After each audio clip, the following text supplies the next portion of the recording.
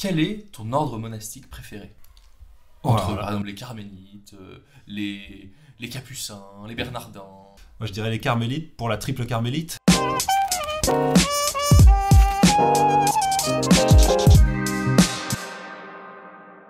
Bonjour, bonjour, Bonjour. bonjour, bonjour, plein de fois bonjour. Tout à fait. C'est gênant, non c'est pas grave.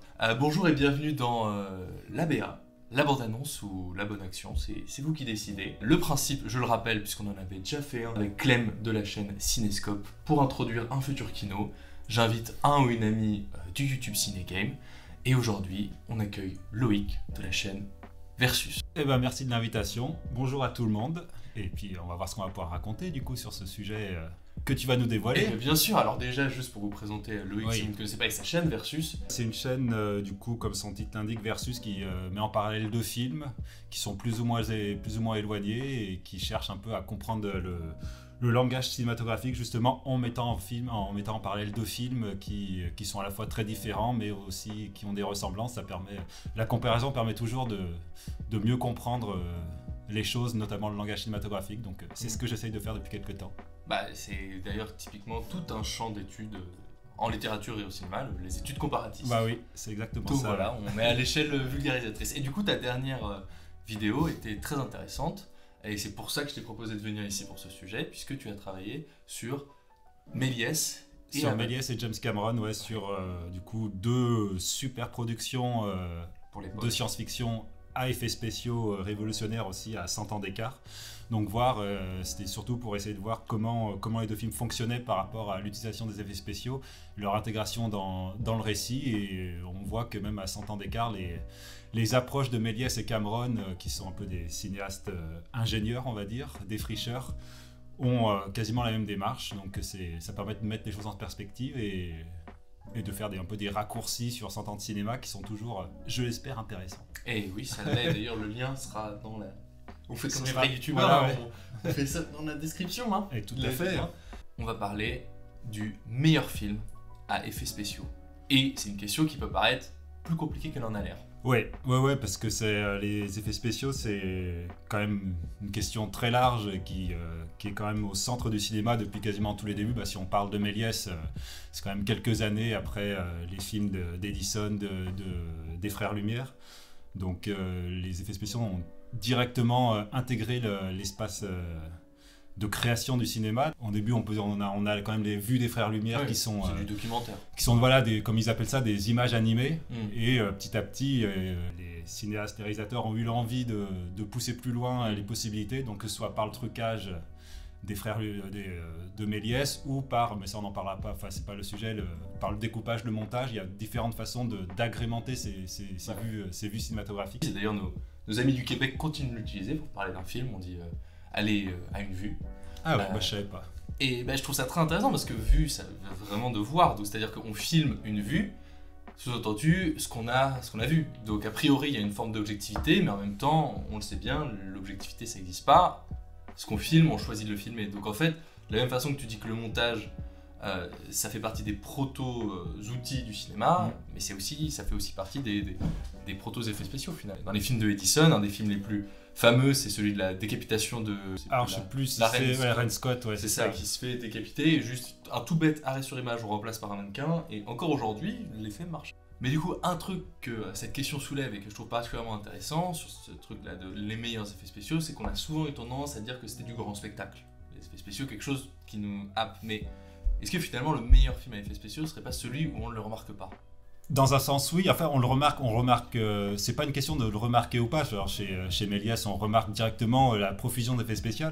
Mais je pense que les meilleurs effets spéciaux, c'est quand l'effet spécial rentre en totale cohérence avec l'univers du film, que ce soit le scénario, l'univers graphique, et aussi tout simplement le scénario, l'histoire. On peut avoir un même effet spécial qui serait très mauvais dans un film et très bon dans un autre selon le contexte. Par exemple, toi, une expérience personnelle, sans rentrer forcément dans la critique, hein, mais un film où tu t'es dit, où ça t'a vraiment parlé, l'effet spécial, où tu t'es dit, tiens, voilà, là... Ce serait, moi je pense souvent à Matrix. Ouais. Notamment l'effet du bullet time, qui est quand même un effet ultra tape à l'œil. Ouais, C'est-à-dire ça a marqué, on l'a vu partout après. Bah oui, c'est pour ça, après on l'a vu, ça a été traité comme comme un gimmick de manière totale, justement sans contextualisation, sans travail de cet effet. Mais ce qui est beau dans Matrix, c'est que c'est tout ce qui va avec, c'est pas l'effort lui-même en technique, et du coup c'est une vraie performance, une vraie idée, une vraie technique de mise en place qui est super, mais pourquoi cet effet marche et pourquoi il marche pas dans les 10 ans après où il a été repris, c'est que dans Matrix justement, il a été intégré à la narration, à cet univers justement de la Matrix qui vient justifier cet arrêt sur image, cette caméra qui tourne autour des personnages. Et c'est à la fois l'effet spécial est vraiment visible et tape à l'œil, mais en même temps il est tellement bien intégré dans la narration, dans l'histoire, dans le concept même du film en lui-même, que ça permet de le crédibiliser et de le rendre naturel. Ce qui est quand même une gageure quand on parle de quelque chose qui n'est absolument pas naturel. Ah oui, tout à fait. C'est ça qui est quand même formidable. C'est pour ça c'est difficile de dire, c'est ce que je disais, un effet spécial peut être réussi dans un film et raté dans un autre, alors que c'est fondamentalement le même. Et c'est toujours la façon dont on pense l'effet spécial et on l'intègre, comment il vient enrichir et comment il arrive à rentrer dans la logique d'un film. Mais ce que tu dis est super intéressant, et d'ailleurs ça me fait penser à typiquement un effet là qui me vient en tête, ça va être le Benjamin Button. Celui du vieillissement, du bébé super flippant, mais en même temps qui est censé l'être. Moi je trouve que Benjamin Button, ça me fait penser à ces enfants dans Akira, le dessin animé. Oui, c'est le même principe. Et ça, il y a une forme de tabou, de relation vie-mort très, très morbide. Ouais. Et ça prend tout son sens. Quand on voit tous les making-of, on voit le avant-après, c'est aussi un des trucs, des effets spéciaux qui s'est développé sur le tard. C'est l'effet spécial au début permettrait de rajouter des trucs. Maintenant, notamment avec les effets spéciaux numériques, ça permet aussi de retirer des choses. C'est vrai. Et ça, c'est bon. On parlait de ne pas voir l'effet spécial. Effectivement, là, c'est tout le but d'un effet spécial, c'est de soustraire des choses à l'image. Ça, c'est venu après pour enlever tout typiquement les câbles quand on fait des bagarres virevoltantes. La bagarre.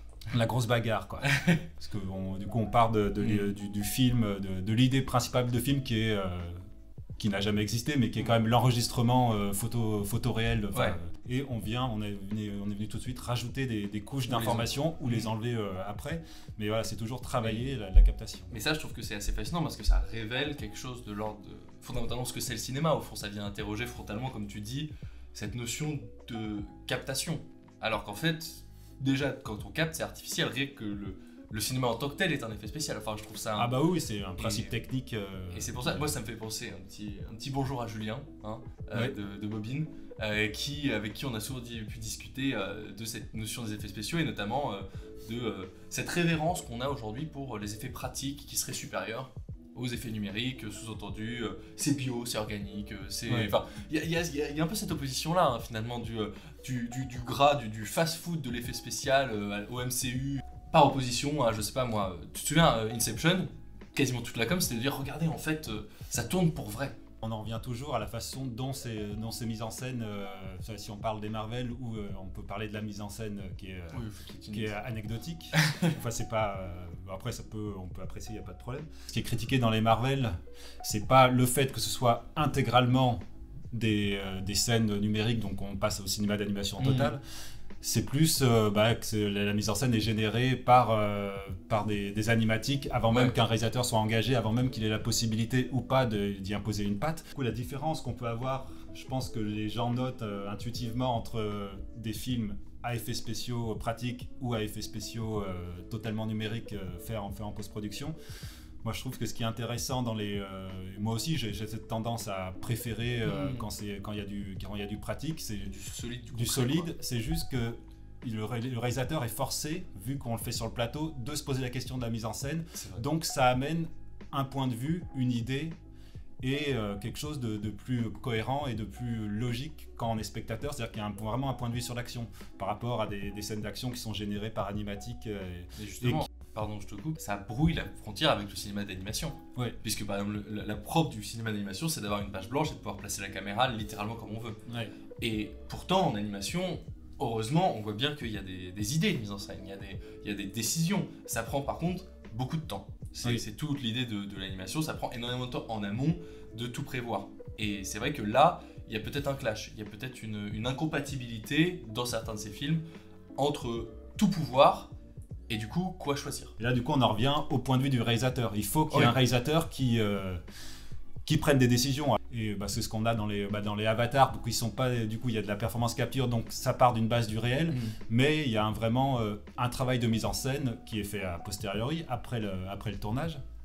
Mais là au moins on a un point de vue clair de Cameron qui se dit, tiens, pour crédibiliser ce monde entièrement généré par ordinateur, je vais y apposer une mise en scène, enfin une caméra simili-épaule pour venir crédibiliser. Ça me faisait penser à ce personnage qui est extrêmement décrié. Bon, vraiment, le but c'est pas de faire un épisode spécial Avatar 2, mais ça m'y fait penser au personnage de Spider, le Rasta blanc, qui justement vient créer un décalage littéralement dans l'écran, mais qui ne se voit même plus. C'est ça que je trouve fascinant dans la façon dont l'effet spécial non seulement est techniquement bien fait, mais bon, ça encore une fois, moi personnellement, je m'en fous. Enfin, je suis pas très technique, spec, etc. Enfin, je l'ai vu en HFR, voilà, mais c'était pas mon but.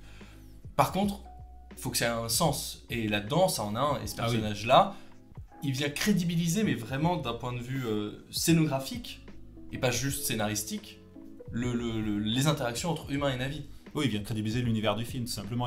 C'est une petite touche parmi d'autres, mais une petite touche qui vient amener ce sentiment de... Pas de réel, mais ce sentiment qu'on est face à un univers crédible et concret. Parce que penser, tout à fait. Ouais. Il y a une image ici, là, que j'aime beaucoup, qu'une amie m'a offert, une affiche, sur Godzilla, et ça m'amène à un autre aspect, c'est-à-dire la place qu'on laisse aux effets spéciaux dans les différents cinémas, parce que là on parle principalement d'un cinéma européen, et donc on est un peu auto-centré pour le moment, mais déjà il y a des variantes. Par exemple en France on a moins tendance à utiliser les effets spéciaux, ça veut pas dire qu'on sait pas le faire, hein. On sait très bien le faire, mais il y a ce côté genre non, on est plus sérieux que ça. Mais du coup, ce que je trouve intéressant, c'est de voir comment... j'aimerais parler de Bollywood, mais Clem, il n'est pas là. Moi, je ne suis pas spécialiste non plus, donc... Clem, faudrait que tu reviennes, faudrait qu'on parle des effets spéciaux, mais bon, ce serait autre chose. Non, par exemple, au Japon, qui est quand même un des pays, une des mecs des effets spéciaux, les tokusatsu, les films à effet, qui ont été révolutionnaires. Et je trouve ça intéressant de voir comment ça parle d'un rapport différent peut-être au réel. Et ce décalage-là, on va dire, spatial...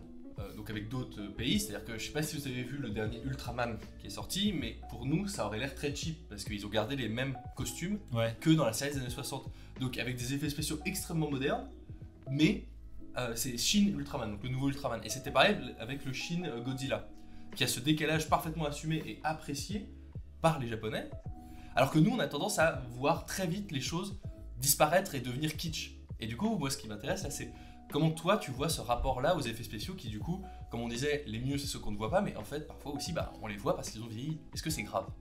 Non, c'est pas grave parce que sinon on pourrait plus regarder le King Kong de 1933 de Cooper et Schoedsack. C'est pour ça que ça serait dommage parce que c'est quand même magnifique, ou le Godzilla de Honda 54 tout à fait. Non, c'est pour ça que ça pose la question de ne pas voir un effet spécial, c'est pas forcément la bonne question. En tout cas, c'est pas gage d'un bon effet spécial.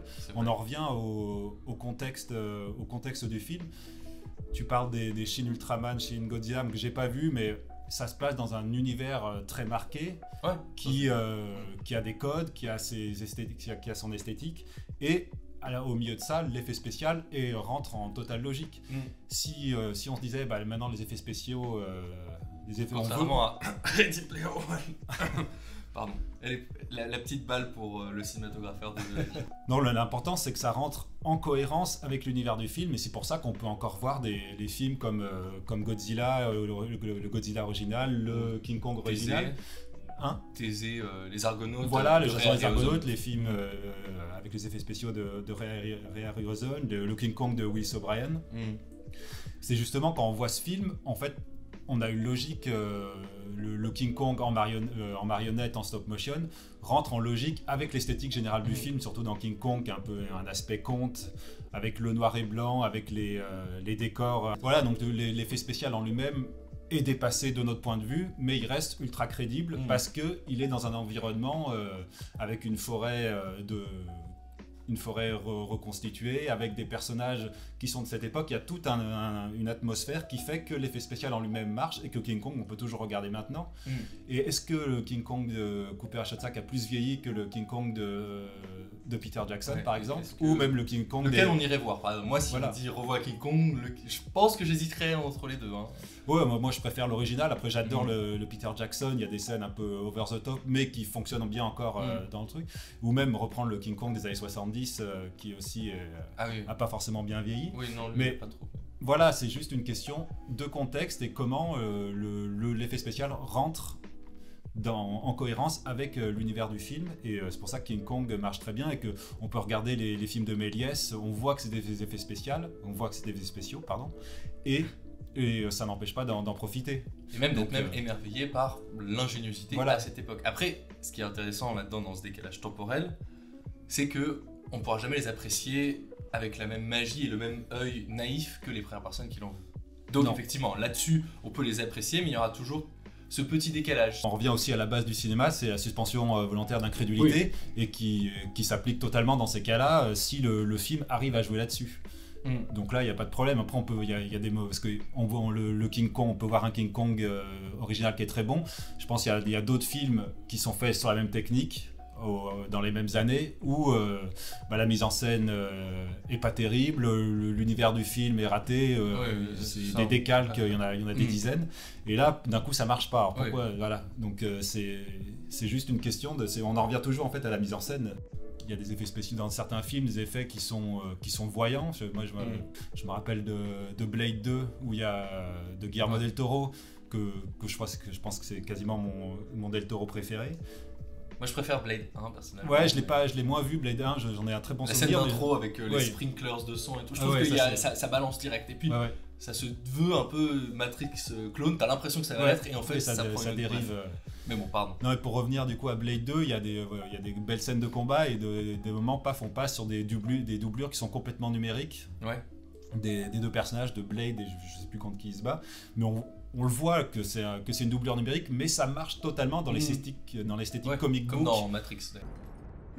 Ce type d'effets ont autant vieilli que les stop motion de Willis O'Brien et Ray Harryhausen, mais peu importe, on peut voir c'est totalement intégré dans la nature même du film. C'est pour ça que oui, ça a vieilli entre guillemets. Enfin, non, c'est même pas que ça a vieilli, c'est juste que c'est visible, certes. Mais tous les effets spéciaux, même actuels, on sait que c'est des effets spéciaux. Ouais. On accepte ces effets parce que le film nous amène à ça. Et c'est comme ça que ça peut marcher. Ouais. Et ça marchera toujours comme ça. Et c'est pour ça que un effet spécial ne vieillit pas. C'est plutôt un film qui vieillit mal, plus que l'effet spécial. Oh, c'est joliment dit. Voilà, petite punchline. Franchement, j'avoue que là, ce serait difficile de finir sur mieux. Juste une toute petite, un tout petit shout-out, Antonin Artaud, scénographe, théoricien pas du cinéma mais du théâtre, un petit peu le cinéma dans les années 30. Et j'aime beaucoup son approche, il disait le théâtre ne doit pas faire semblant d'être du théâtre, il ne faut pas que le théâtre prétende être le réel, il faut qu'on puisse voir la machinerie, parce que c'est ça que le théâtre a à offrir. Si on essaie de cacher, alors on nie tout le travail de théâtre. Et je pense que c'est un peu la même chose aussi avec... Ah ouais, mais ça offre une nouvelle piste de réflexion, justement. C'est bien d'avoir une petite ouverture. Et bah, ce sera peut-être la prochaine DA. Ouais. Et pour finir, est-ce que tu pourrais nous dire un ou quelques-uns de tes films avec des effets spéciaux, justement, préférés, puisque c'était un peu la question. La question, moi, je pense que si j'avais à ta question, j'aurais répondu Matrix, du coup, pour les choses que j'ai raconté tout à l'heure, j'ai expliqué tout à l'heure. Et pour rester sur les effets spéciaux pratiques, The Thing, qui, je pense, le film n'a pas vieilli, et on me disait que les effets spéciaux peuvent vieillir, mais le film, ça n'a pas vieilli, donc c'est... Ni le film, ni les effets spéciaux, il n'y a pas de gras, vraiment. Ouais, non, ça c'est assez impressionnant.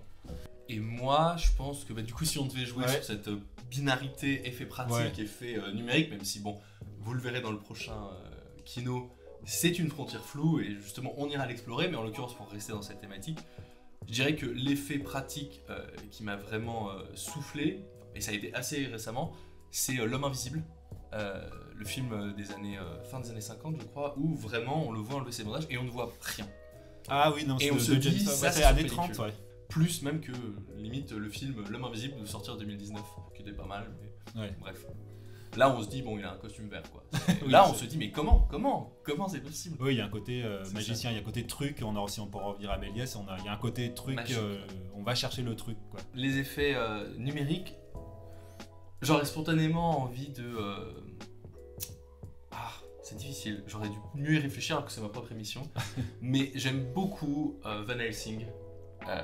Bon, c'est un de mes films préférés, mais parce que déjà je trouve que bon, il y avait le budget, mais les effets spéciaux ont assez peu vieilli, alors que pourtant il y a des trucs vraiment dégueulasses, mais franchement ça passe. Et il y a un tel mélange et une telle envie de bien faire que franchement, la momie, non, je dirais la momie le 1. La reconstruction momie, ouais. de la momie, c'est vraiment vraiment stylé. Les combats quand il se bat avec des momies, Brendan Fraser, c'est ultra impressionnant quand on sait qu'il y avait personne sur le plateau. Ça, si peut-être plutôt ça. Ouais. Ah bah, c'est bien. Ouais. En plus, ça fait le pont avec les effets spéciaux pratiques en stop motion de Ray Harryhausen sur Jason les Argonautes. Exactement. Donc on boucle la boucle et effectivement, voilà, on voit que pour le coup, là, c'est vraiment un exemple parfait, c'est qu'on voit que les deux techniques sont totalement se retrouvent totalement, et quand sont bien utilisés par des réalisateurs généreux et qui savent ce qu'ils font, les deux films marchent et marcheront encore je pense pendant des années, des décennies. Et pour finir, j'ai envie de lancer une nouvelle tradition. De toute façon, l'ABA c'est suffisamment jeune, donc je vais te poser une dernière question personnelle. Quel est ton ordre monastique préféré entre par exemple les carmélites, les capucins, les bernardins? Moi je dirais les carmélites pour la triple carmélite. Ok, ça marche, c'est une réponse. Ok, très bien. Eh ben, n'hésitez pas en commentaire à dire quel est votre ordre monastique préféré. C'est une question importante. On s'est troublé. Ouais. J'espère en tout cas que cet épisode vous aura plu, qu'on n'aura pas balancé trop de bêtises ou qu'on n'aura pas trop divagué. Ouais. Je pense qu'on a réussi à peu près. Encore une fois, c'est le début de cette émission, donc. On prend nos marques. Exactement, on prend nos marques. Surtout pour nous qui venons tous les deux de la voix off à la base. Ouais. C'est pas facile de se mettre comme ça face à un micro et une caméra. Mais en tout cas, moi je prends toujours beaucoup de plaisir. J'espère que ça a été. C'était sympa. Ça donne envie de se poser d'autres questions. Super. En face caméra. Écoute, moi mon objectif à moyen terme ce serait d'avoir des bandes annonces, mais avec plusieurs invités. Ce serait encore mieux de croiser. Donc typiquement là, on s'est dit merde, pourquoi Clem il est pas là? Ce serait trop bien d'avoir 3, 4, etc. Ouais. Donc, écoutez, moi, ce qui m'intéresserait aussi beaucoup de lire en commentaire, parce que vous voyez qu'on a un peu galéré à trouver nos exemples, c'est vos films à vous, en effets spéciaux, qui vous ont marqué, pourquoi, quand ça a pu résonner en vous. Et je pense qu'il y a vraiment quelque chose à aller creuser autour de ça, donc je pense qu'on serait très curieux de vous lire. N'hésitez pas à nous dire. Donc, merci d'être venu. De rien. Encore une fois, si vous ne connaissez pas, ça m'étonnerait que vous ne connaissiez pas, mais allez voir la chaîne Versus, c'est vraiment quali. Et en plus, il y a quoi, une trentaine d'épisodes? Ouais, 33 ou 34, je crois. Et voilà, il y a de quoi se faire un petit week-end. Voilà, effectivement. C'est ça, un marathon. Et merci d'avoir suivi cette émission et à la prochaine. À la prochaine, merci bien. Ciao. Ciao.